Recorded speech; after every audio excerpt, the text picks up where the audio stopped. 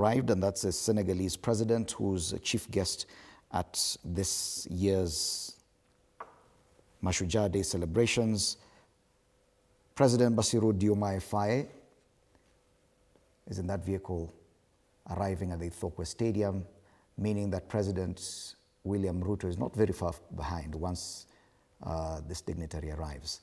Yes, so even as we conclude this conversation about energy, our president has been very vocal on renewable energy, matters climate change as well. But how does his conversation, given the fact that global leaders are still arguing, especially the US, how dimmed is his voice, even in the continent, when it comes to matters energy? Okay, Kenya has been very successful in going green or going renewable energy.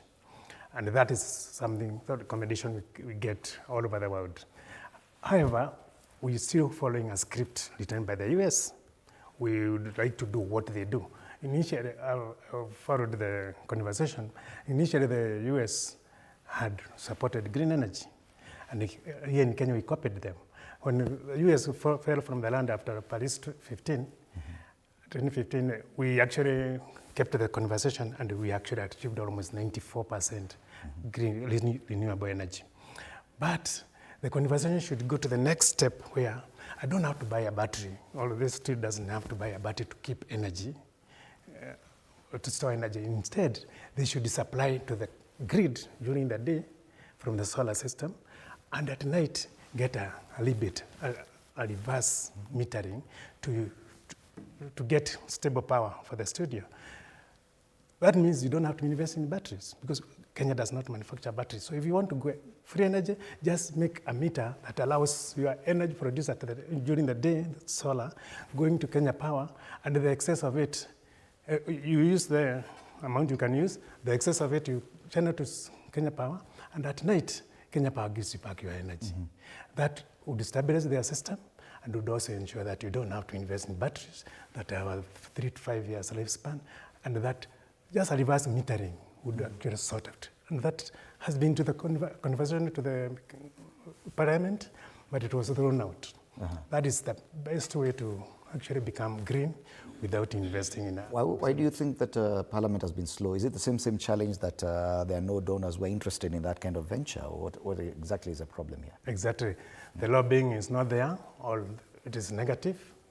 We just let it go without any conversation. And so when it gets onto the floor of the Parliament, you don't get any, the MPs are not even aware of such a thing. It is poorly advocated for, and so in the end, they don't vote it for lack of knowledge, for not knowing what implication it would have on our economy. That is my opinion about it. And probably the other issue that is discussed in this sector is the cost of energy. It has always been said that the cost of energy in Kenya is a bit too expensive, too prohibitive for even businesses, that we have managed to discourage even foreign investors from coming to Kenya because the cost of energy is too high.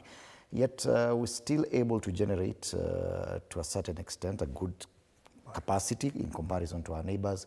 Why is our cost of energy still too high?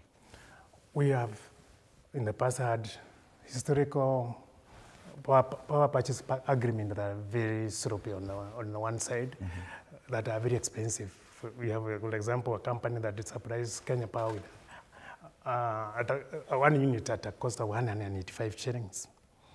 And they have this option to produce or not to produce, but they still get paid. Either Kenya Power takes it or they don't, they still pay for that power. That is a very, a poor power purchase agreement in that it does not envisage reduction of cost. The cost of one unit of power is 8 shillings. 8 shillings and 50 cents. And Kenya Power pays up to 185 shillings. And this is in a plant that is actually next to a dump site. The dump site would supply energy to this plant, and they would actually reduce their cost of production from 185 to less than 80.